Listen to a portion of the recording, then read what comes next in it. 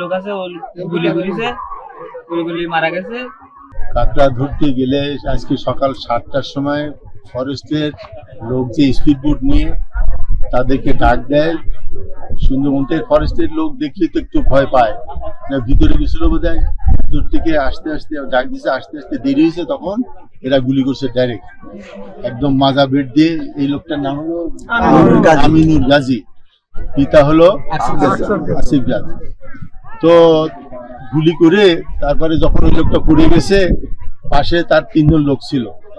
তো পড়ে গেলে সে গুলিটা করেছে একেবারে পরিষ্কার ভাবে ওসি মোবারক গুলি করে সেটা দেখে যখন খুব খারাপ অবস্থা, তখন ওখান থেকে বিশুপুর চালিয়ে চলে আসছে।